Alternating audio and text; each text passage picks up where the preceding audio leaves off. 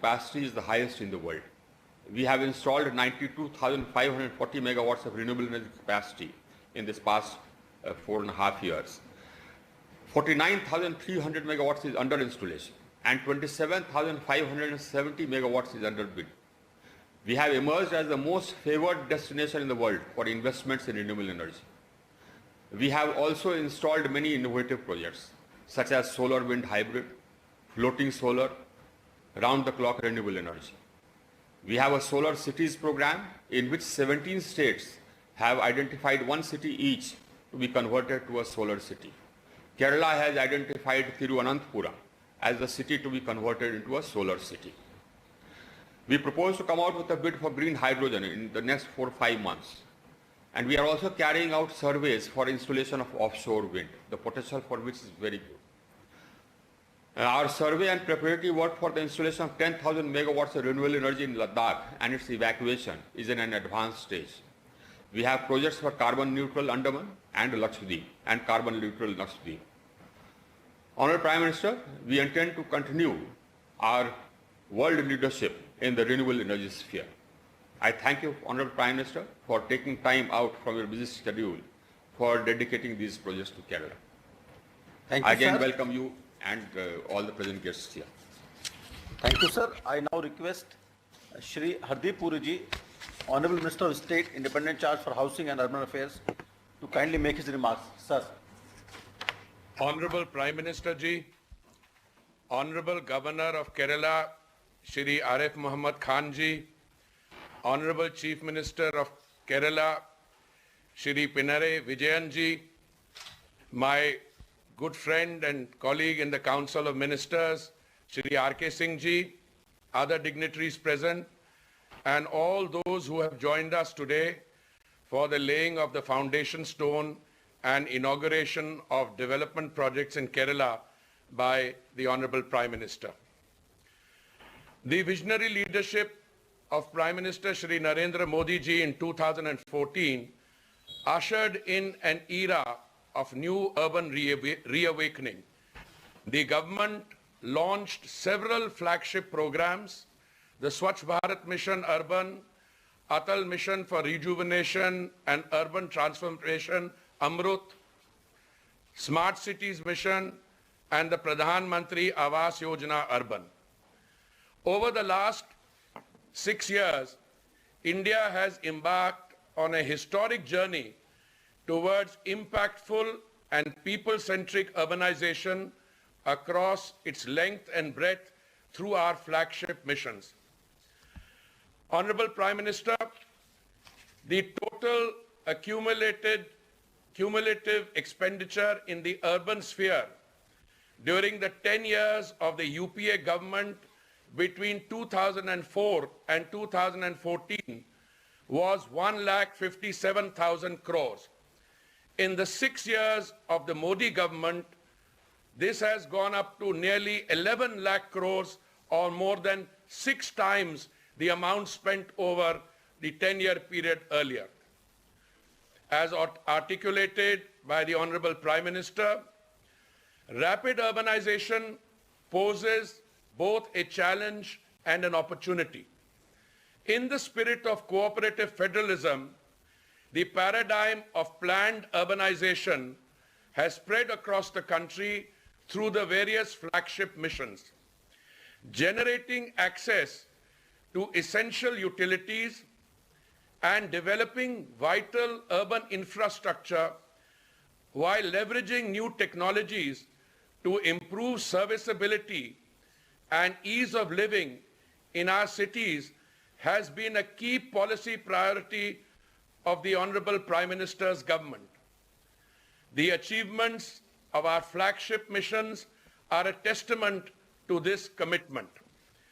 The initiatives announced in the Honorable Finance Minister's budget speech for 2021-22 will give a further impetus to qualitatively and quantitatively scale up the infrastructure and amenities in the urban sector.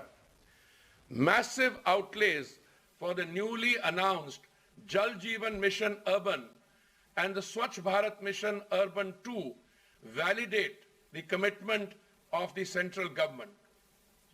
Today, foundation stones are being laid for 2 projects under the Smart Cities Mission, and 1 project is being inaugurated under the Amrut scheme in Kerala by the Prime Minister. I would like to share some details regarding these projects. The Integrated Command and Control Center for the city of Thiruvananthapuram is estimated to cost rupees 94 crores and is expected to be completed by December this year, 2021.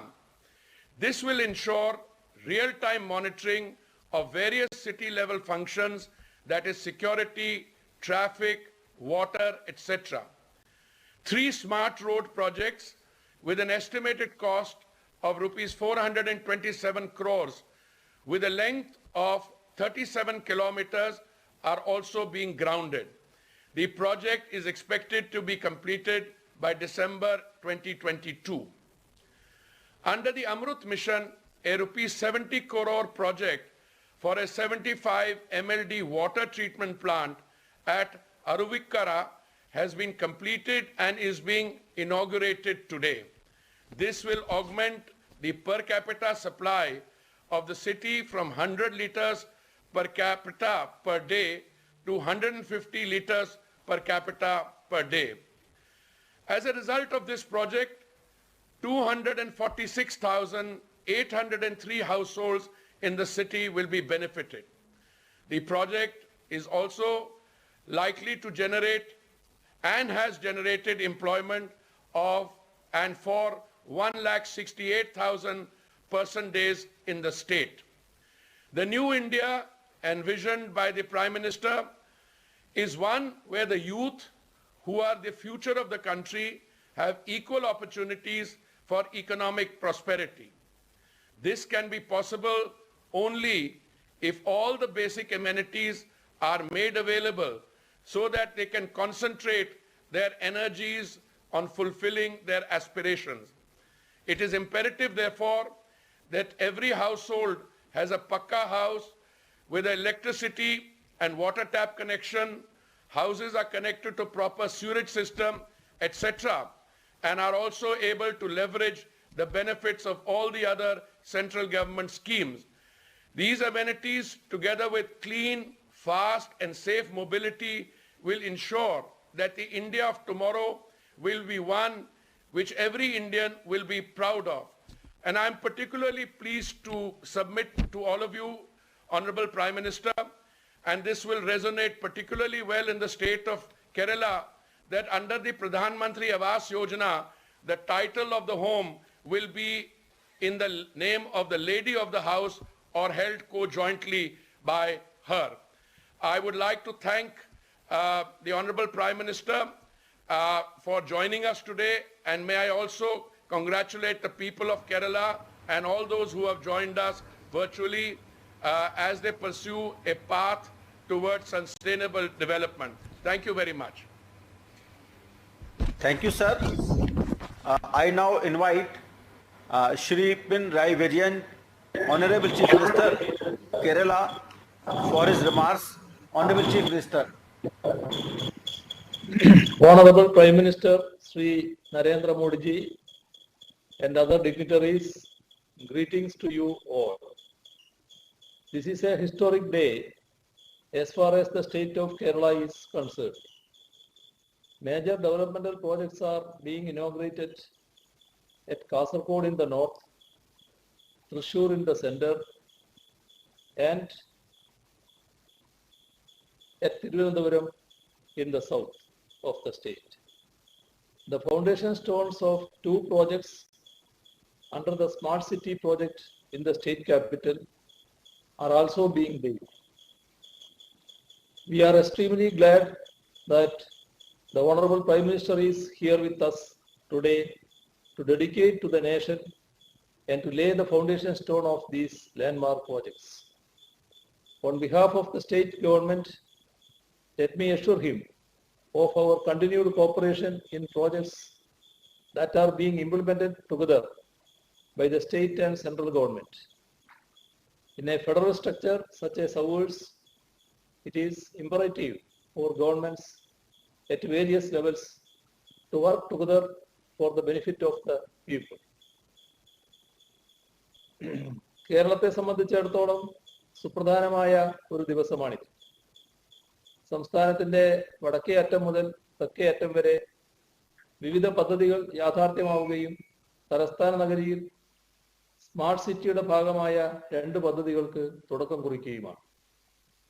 പുഗലൂരിൽ നിന്ന് തൃശ്ശൂരിലേക്കുള്ള high voltage direct current ലൈനിന്റെ ഉദ്ഘാടനം നടക്കുകയാണ്. ഇതിന്റെ ഭാഗമായി 2000 megawatt ശേഷിയുള്ള HVDC station തൃശ്ശൂരിൽ നിർമ്മിച്ചിട്ടുണ്ട്. 2017 ആരംഭിച്ച ഈ ലൈനിന്റെ പ്രവൃത്തികൾ സമയബന്ധിതമായി പൂർത്തീകരിക്കാൻ കഴിഞ്ഞതിൽ അതിയായ സന്തോഷമുണ്ട്. പദ്ധതിയുടെ പേരിൽ നഷ്ടങ്ങൾ ഉണ്ടായവർക്ക് കൃത്യമായ നഷ്ടപരിഹാരം നൽകിയും അതിന്റെ അധിക ബാധ്യത സംസ്ഥാന സർക്കാരും KSEBയും ഏറ്റെടുത്തും പ്രാദേശിക പ്രശ്നങ്ങൾക്ക് കളക്ടർമാരുടെ നേതൃത്വത്തിൽ പരിഹാരം കണ്ടെത്തിയുമൊക്കെയാണ് 4000 കോടിയോളം രൂപ നിർമ്മാണ ചെലവുള്ള ഈ പദ്ധതി പൂർത്തീകരിച്ചത്.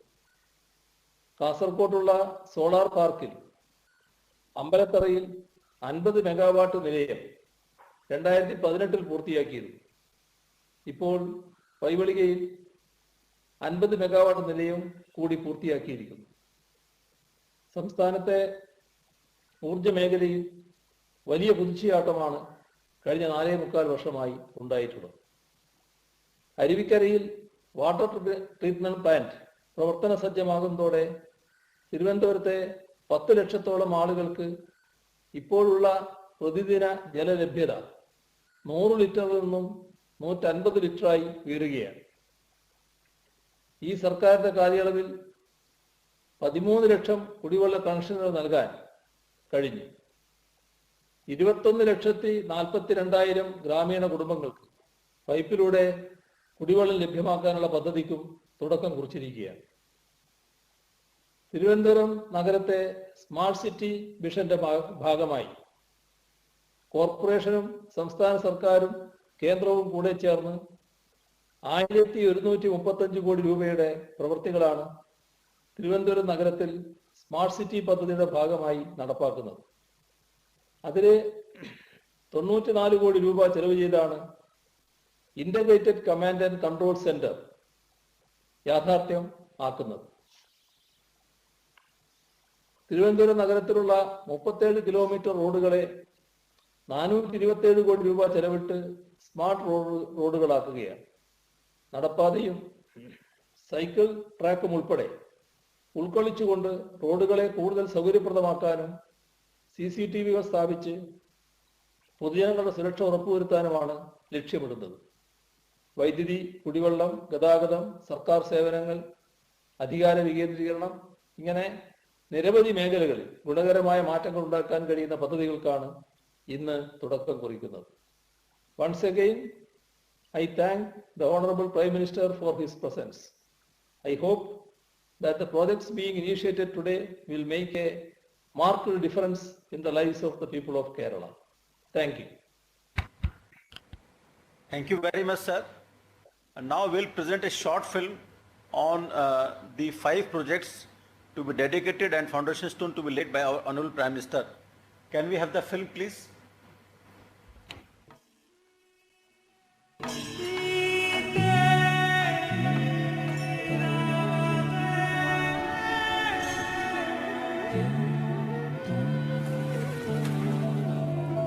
Kerala, God's own country, known for art and culture, backwaters and culinary charms, is experiencing development, transforming through modern infrastructure under the visionary leadership of Prime Minister Narendra Modi. We are at a historic point today. Our actions today will shape our growth trajectory in the years to come. India has the ability to rise to the occasion and contribute to global good. Our people have shown that with the right opportunity, they can do wonders. Let us keep working to create those opportunities. Together, we will build an Atmanirbhar Bharat. Over the last 7 years, continued efforts of the Government of India in the power sector has propelled growth, and under the robust leadership, access to electricity has been provided to every household through the Saubhagya scheme. All census-inhabited villages have been electrified under the flagship scheme of Deen Dayal Upadhyay Gram Jyoti Yojana, which benefits each and every Indian, ensuring Sabka Saath, Sabka Vikas, Sabka Vishwas.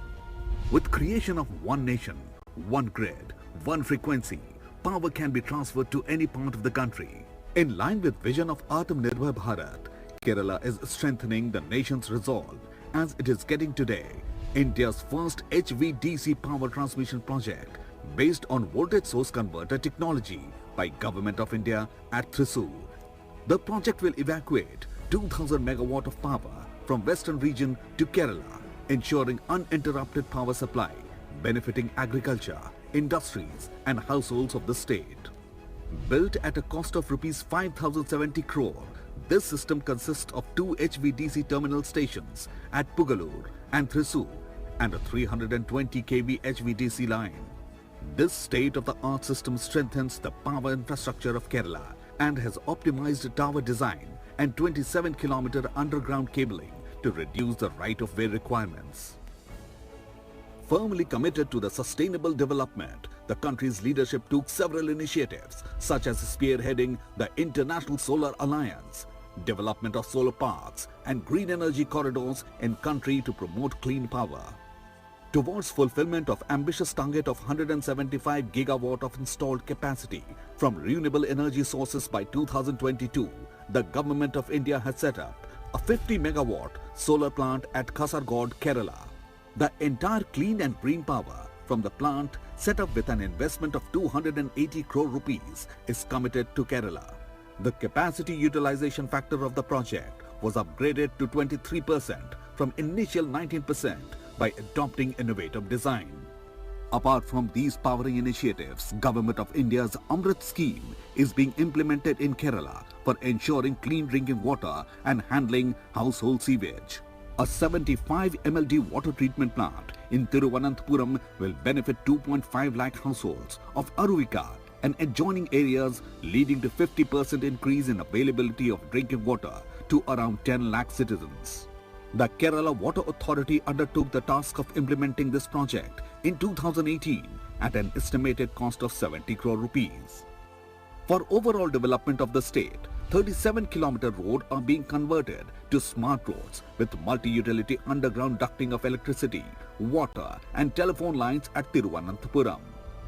This about 427 crore rupee project involves road junction improvement, smart upgradation of carriageways, footpaths and cycle tracks, street furniture and landscaping, which will add to the beauty of the city. Another step towards building aesthetic look and maintenance of the smart city is the Integrated Command and Control Center at Thiruvananthapuram, which will serve as nerve center for managing city's operations and monitoring administrative components through creation of One City, One Mobile application, automated smart mobile meter, GPS-based vehicle tracking system, environmental sensors, automated parking system, on, off-street, traffic and safety command control center. This 94 crore rupee project will bring world-class mobility and infrastructure, enhancing ease of living and propel all-round growth. All these projects involve investment of rupees 5,941 crore and will continue to contribute towards overall economic and social development of the state. Inauguration of 2000 megawatt Pugalur-Thrissur power transmission project, solar power project of 50 megawatt capacity at Kasaragod, 75 MLD water treatment plant at Aruvika, laying of the foundation stone, world-class smart road of 37-kilometer length at Thiruvananthapuram, integrated command and control center at Thiruvananthapuram, today by Prime Minister Narendra Modi.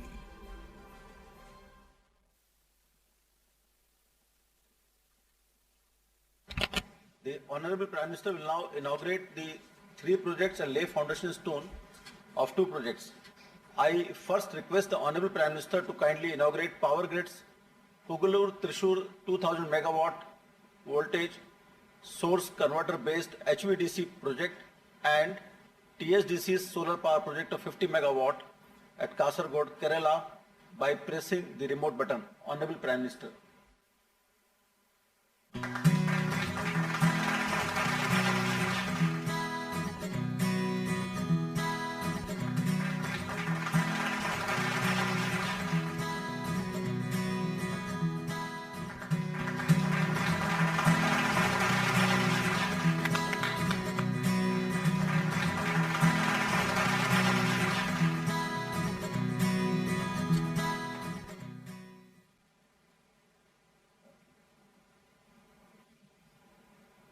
Now I request the Honorable Prime Minister to kindly inaugurate the 75 MLD water treatment plant at Aruvikara and lay foundation stones of Smart Road project at Thiruvananthapuram and foundation stone of Integrated Command and Control Center at Thiruvananthapuram.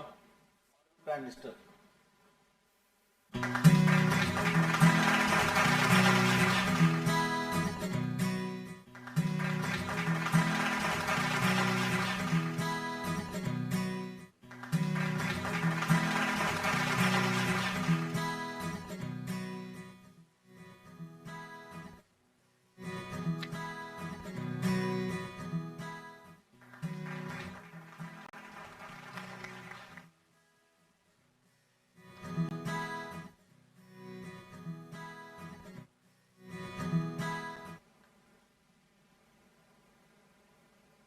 I now request the Honorable Prime Minister to kindly address the gathering. Sir.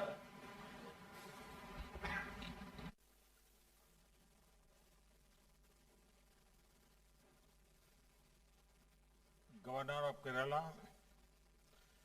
Sri Arif Mohammed Khan,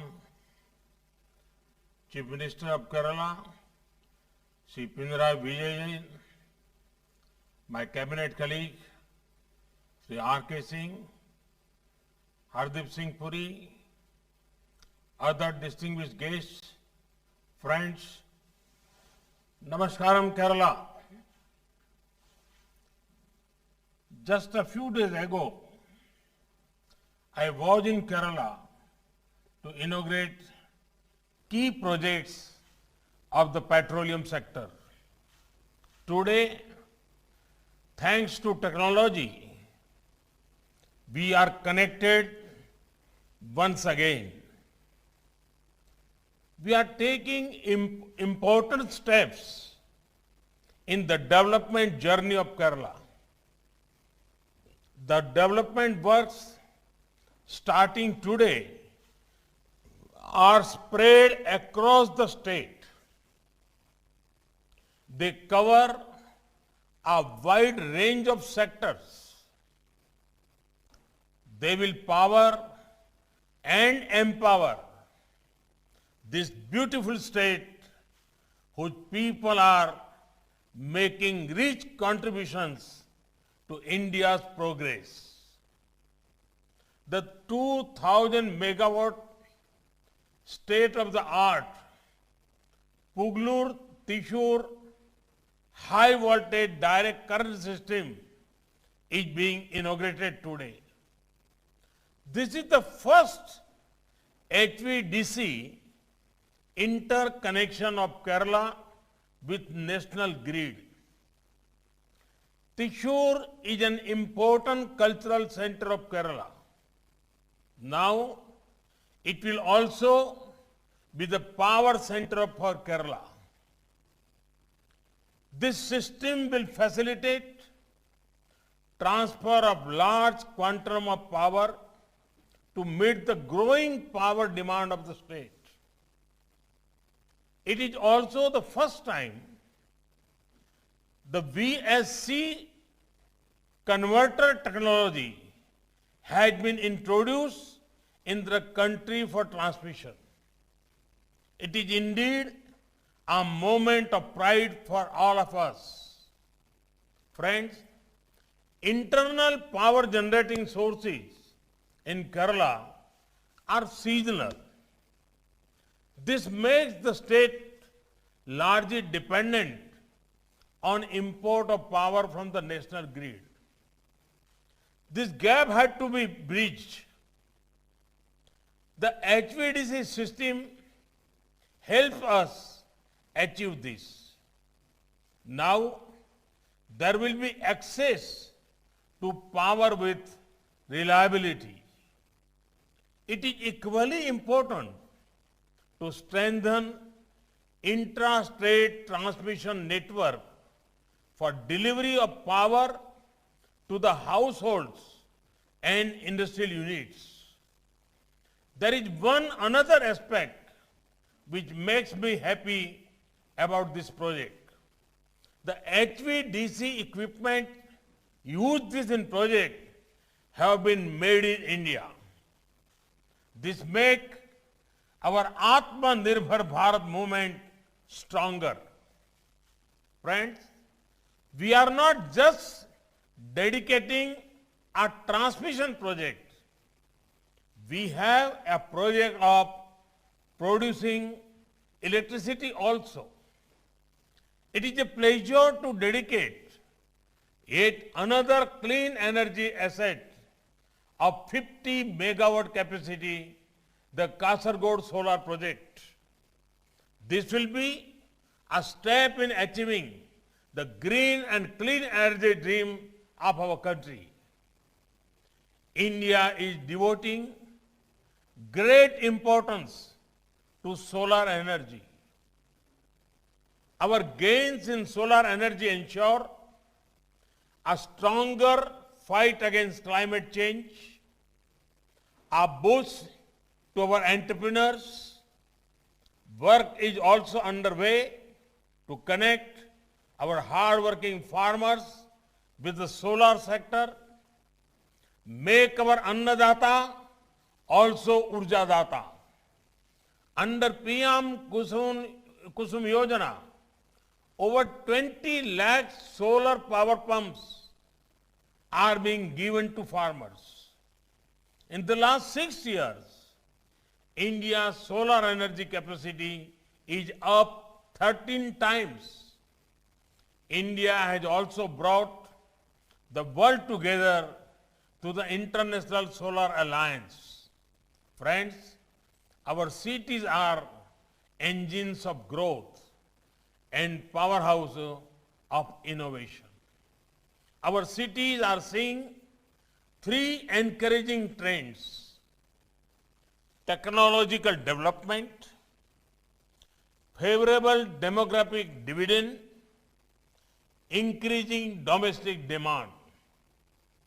To further our growth in the sector, we have the Smart Cities Mission. The integrated command and control centers under the mission are helping cities in better urban planning and management. I'm very happy to share that 54 command center projects have become operational. 30 such projects are at various stages of implementation. These centers were especially useful during the pandemic days. Of the 2 smart cities in Kerala, Kochi Smart City has already established its command center. Thiruvananthapuram Smart City is now getting ready for its control center. Under Smart Cities Mission, the 2 Kerala Smart Cities, Kochi and Thiruvananthapuram, have made significant progress. Till date, the 2 smart cities have 27 projects worth rupees 773 crore that have been completed. Works in 68 projects worth almost rupees 2,000 crore are in pipeline.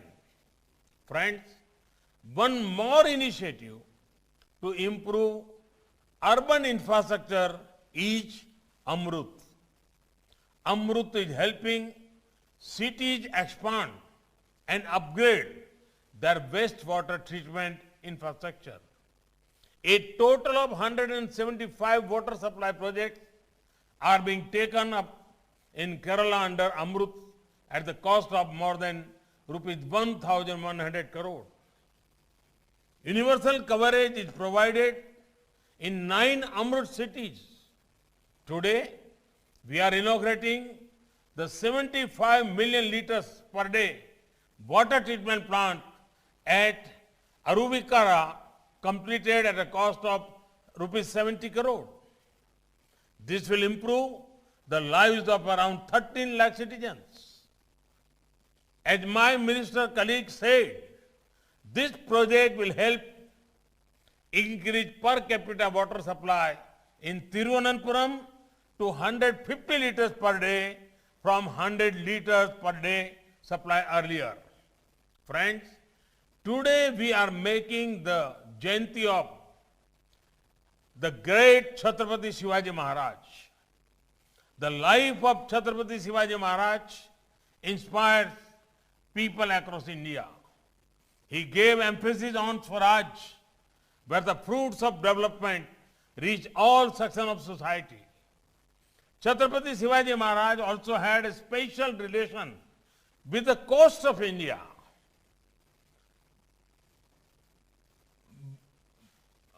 One hand he built a strong navy. On the other hand, he worked hard for coastal development and welfare of fishermen. We are continuing this vision. India is on the way to becoming Atmanirbhar in the defense sector. There have been path-breaking reforms in defense and space sectors. These efforts will create opportunities for so many talented Indian youngsters. Similarly, our nation has begun a big movement towards excellent coastal infrastructure. India is investing in our blue economy. We value the efforts of our fishermen.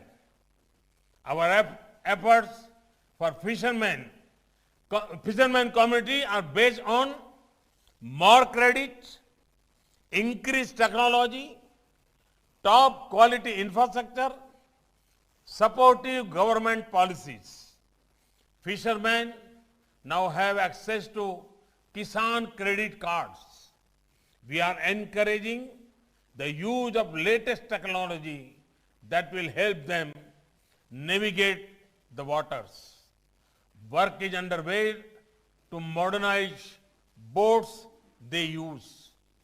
Government policies will ensure India becomes a hub for seafood exports.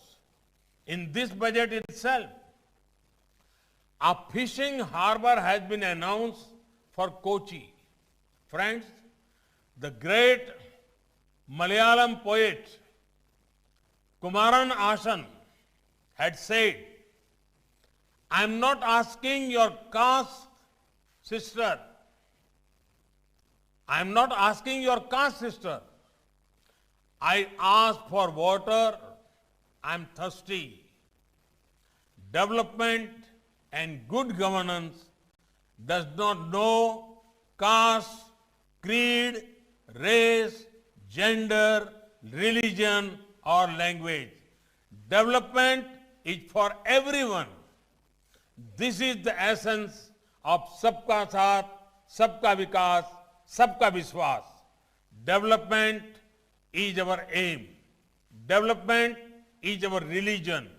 I seek the support of the people of Kerala so that we can move forward to realize this shared vision of togetherness and development. Nanni Namaskaram.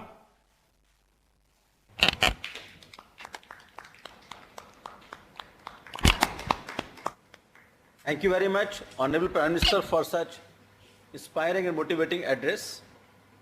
distinguished guests, ladies and gentlemen, on behalf of Government of India, Ministry of Power, I express deep gratitude to Honorable Prime Minister and all dignitaries for sparing their valuable time and for being with us. We now take leave. Namaskaram.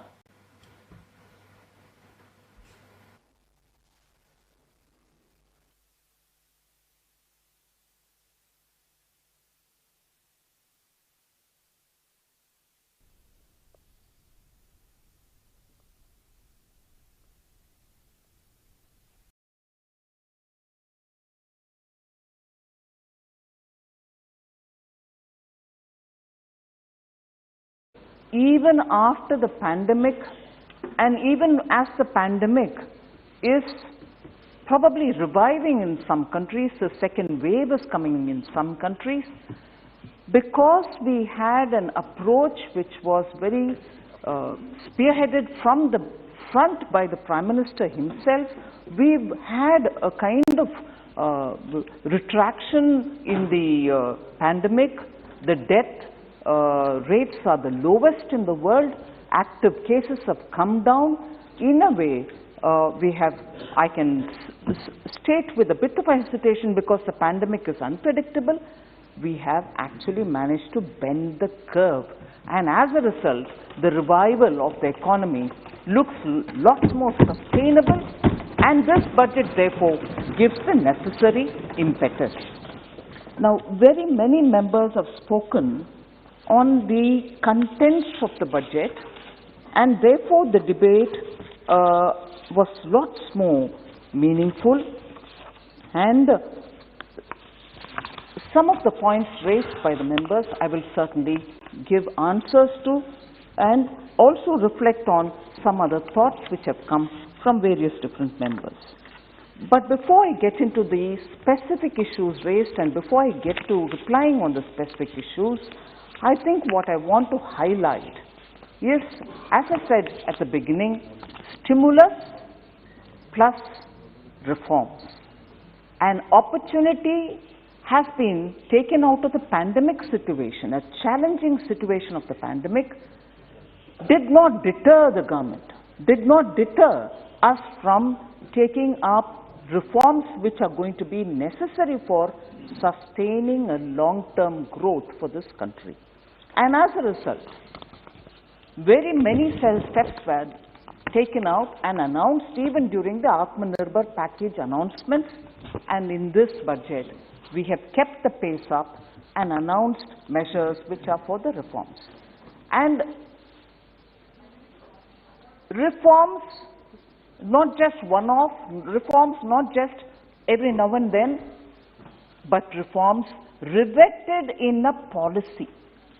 Riveted in a policy which is therefore going to give a neat background, a layout spread before the Parliament for people to know that this is not a subjective, knee-jerk reform because you're every now and then questioned on it, but a reform which is going to lay a path for India to be one of the top economies of the world in the coming decade and further.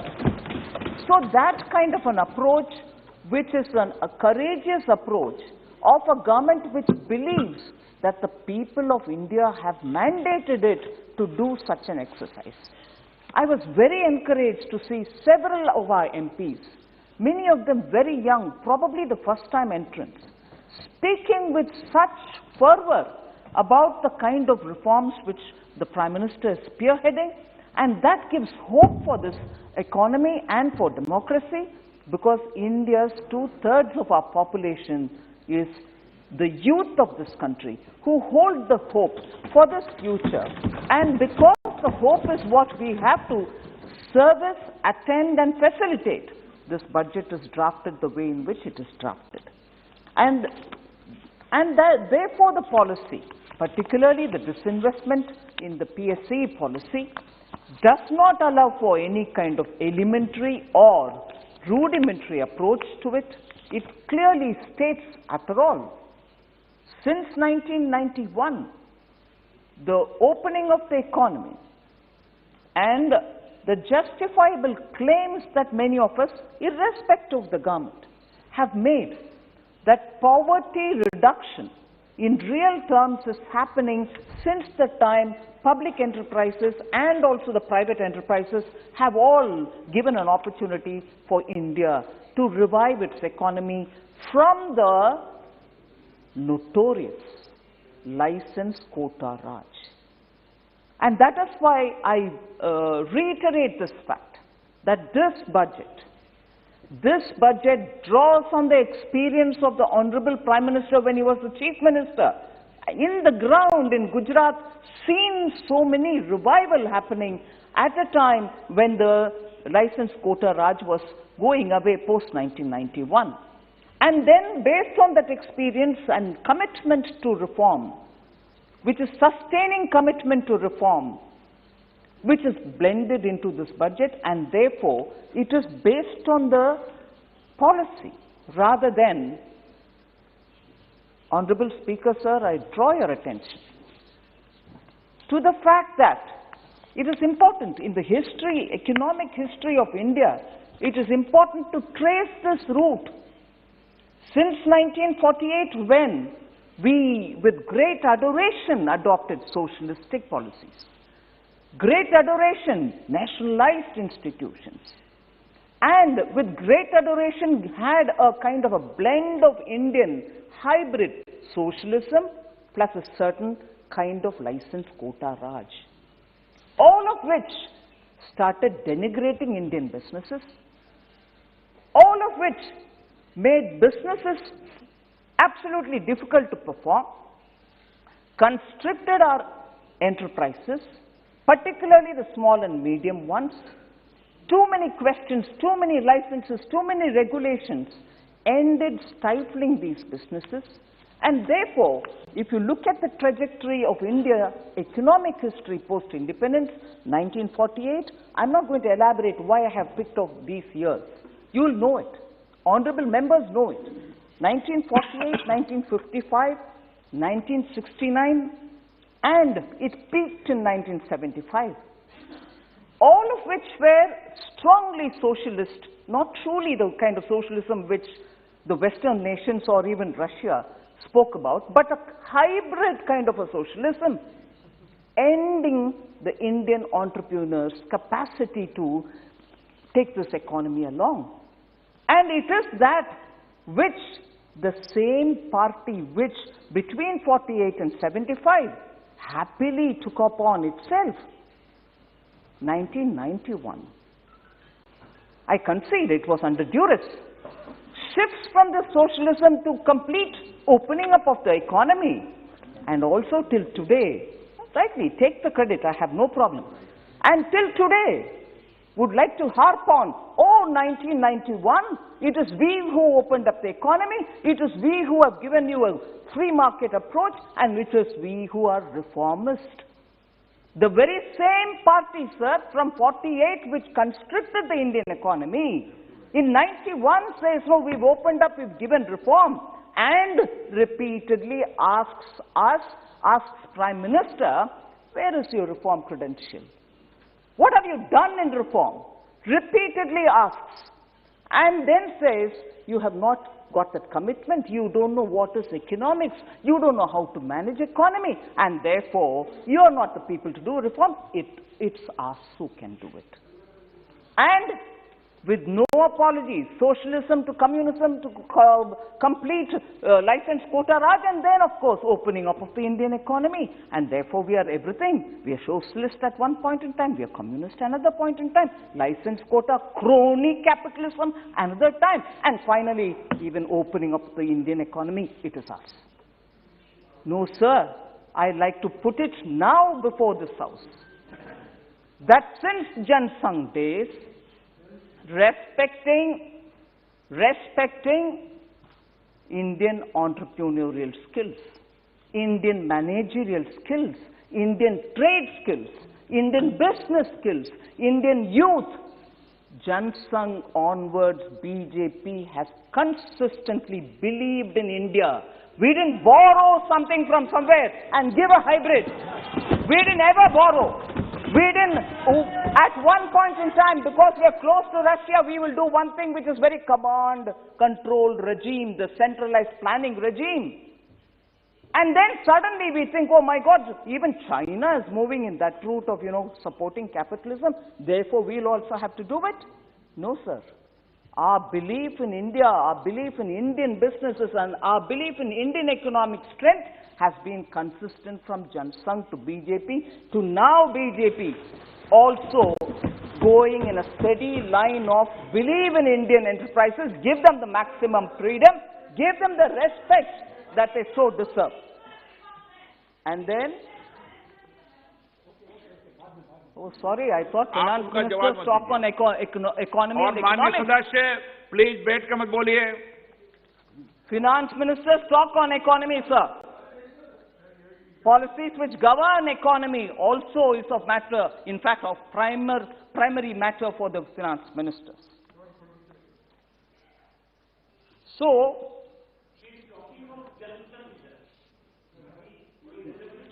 absolutely relevant because it's a precursor to BJP and ideologically consistent with us. Oh, did you have a doubt? Thank you.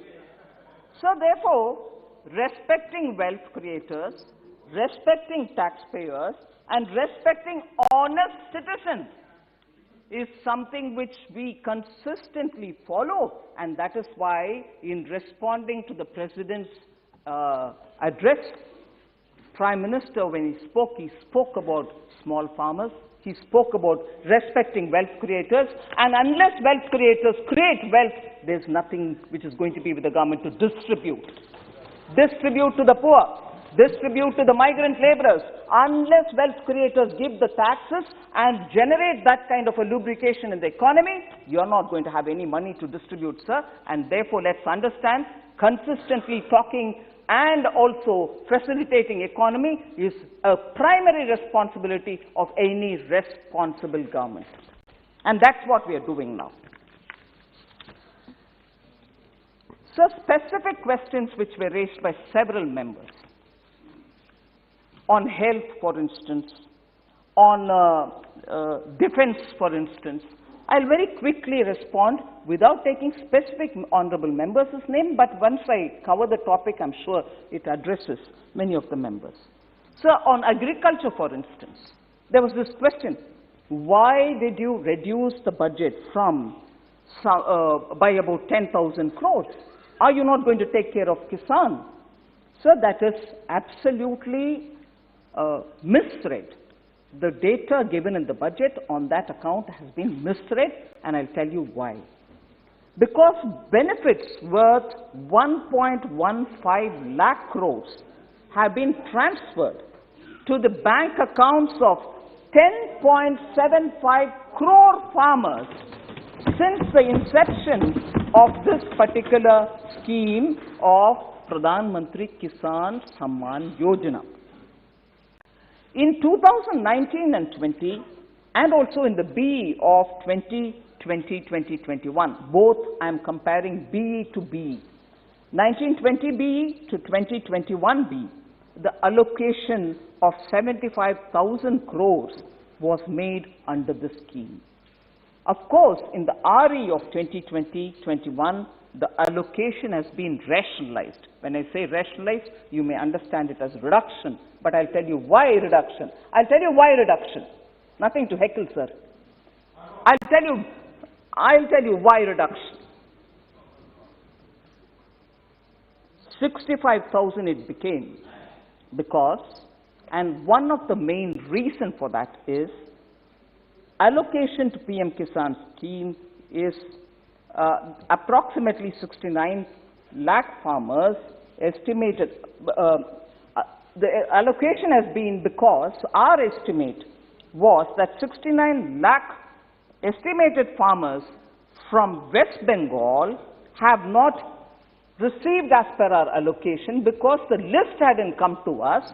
And when we included 69 lakh farmers into the account and gave 75,000 crores, but it couldn't be utilized, therefore in RE it came down to 65 lakh farmers.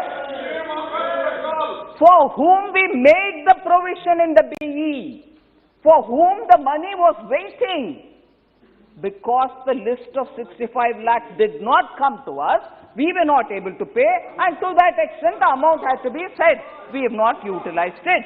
That is not cutting down on the allocation.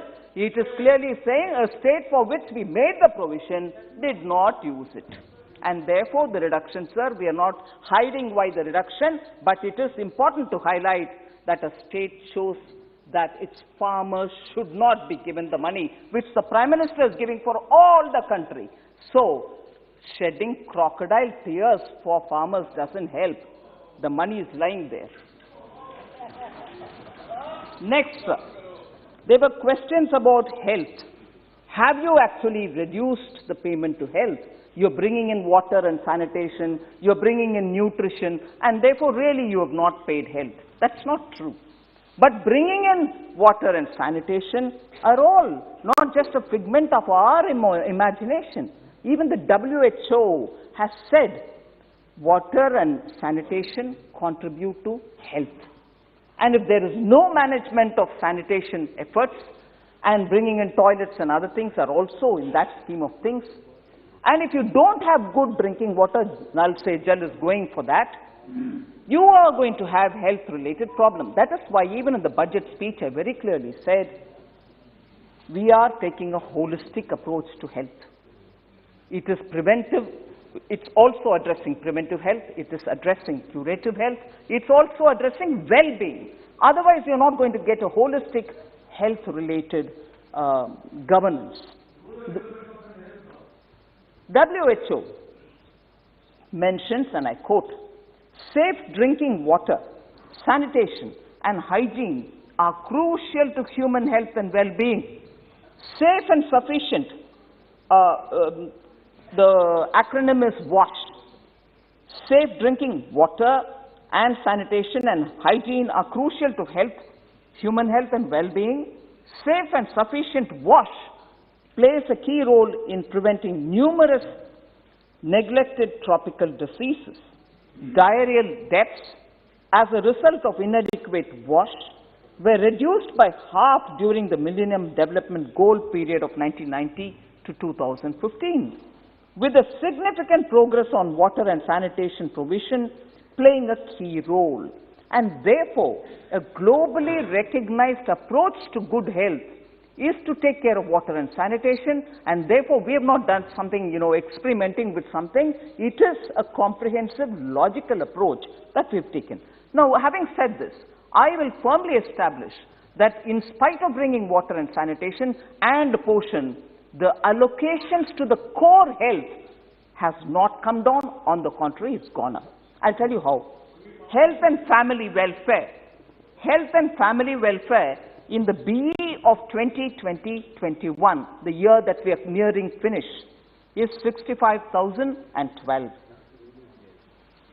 In this coming year for which the budget has been presented, 21-22, in the BE, 71,269 has been allocated and marks 9.67% growth. There is no reduction there.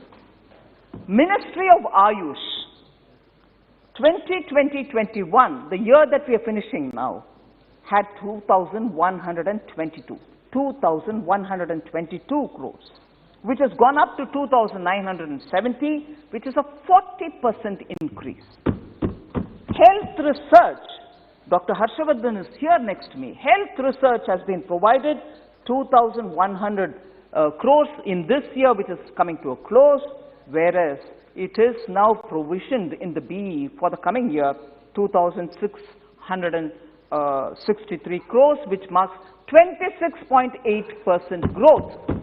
So on three core headings which are normally referred to as health, we have only increased. Therefore, there is no shortage in the allocation. On the contrary, there is an increase in allocation. I will speak about it.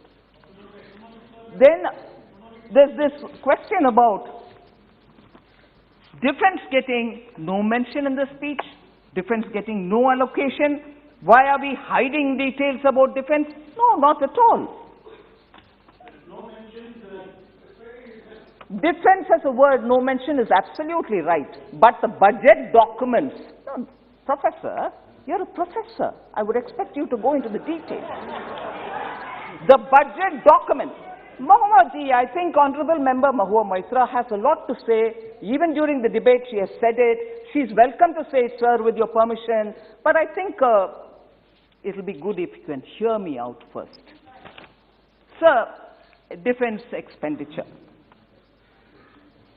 For just a matter of interest, I'd like to take up the amount during, let us say, 13-14. 1,16,931 crores. That is 13-14, the last year of UPA. And defense expenditure being so huge, unless we pare it down into 3 compartments, you're not going to get a true picture. And it is not a convenient compartment, it is a recognized compartment, 3 of them. One which is under revenue, the other which is capital, and the third which goes to pensions. Manya Rajnath ji is here. I'll read out the figures to say, what is the allocation now, taking care of all the 3 requirements, and compare it with 2013-14. Under revenue, 1,16,931 crore, 13-14. Under capital, 86,741 under UPA 13-14. And under pensions, 44,500. What is it now? The year that is ending, 2,09,319 under revenue. Under capital, 1,13,734 as opposed to 86,000 in 13-14. And what is it for the pensions? 1,33,825 as opposed to 44,500. One thing I readily point out, much before enthusiastic honorable members from the opposition would get up and say, oh, but last year to this year it's come down. Yes, it has come down on the count of pension, because last year we had given, the year that is ending, the growth was about 19.4%. At the amount till now is 1,33,825, whereas now it is 1,15,850, so a reduction of 13.4% in pensions, and just that head has a reduction. And why has it happened so? Last year, after the introduction, a couple of years ago, after the introduction of OROP, there were a lot of pending, questioned issues of query-raised issues, all of which were accumulating as arrears. One time we cleared it last year, which therefore accounted for a higher allocation. This year, now that it is all rationalized and stabilized, naturally that one-time payment which was made will not be repeated. And that is clearly laid out, and we are not even hiding it. We have no pretension to say, oh no, it has come down. We are not waffling on that. This is the fact. Sorry? I mentioned that. 2013-14. Yeah, I'll tell you. Last year to this year. Last year it was 1,13,734 capital. This year it is 1,35,061, marking 18.8% increase between last year and this year on capital.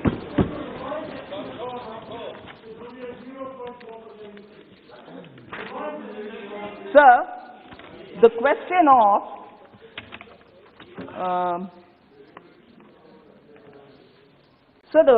question of employment-related matters, Manrega, which is normally quoted saying, oh, you have not been sincere about Manrega. I'll certainly take this opportunity to read out some numbers, sir, if you please allow me that kind of a time. We are often said, oh, you opposed Manrega, we were the ones who brought it in, we have great claims to Manrega. Yes, you may have given birth to.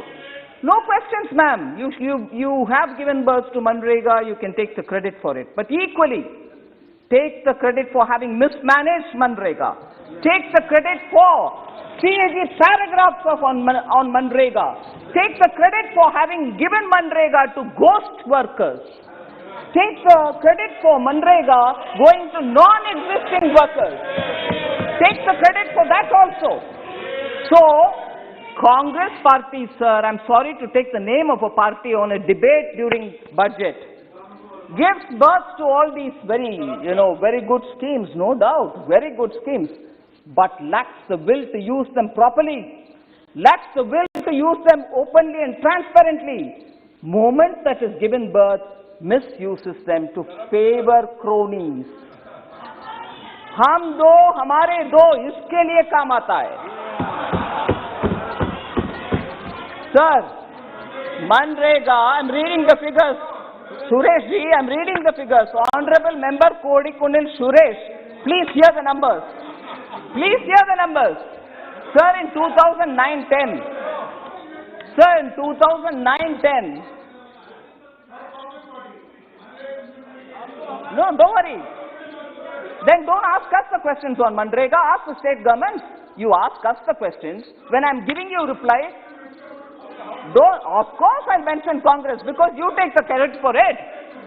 Anyway, sir, I don't want to lose my time to give a proper answer. Sir, there are two tendencies, sir. Again, I'll take the name of the Congress party. There are two tendencies. One, they give birth to such schemes and then use it for their cronies. And each time, you can see the hypocrisy in the way the figures come out. Manrega, sir, the tendency I'll use to explain through Manrega. What is the tendency? We'll have a scheme. We'll announce huge BEs for it. Budgetary time estimated allocation, big amounts. But actually, not utilized. Each year it'll end up with the actuals being far lesser than the original allotted amount, which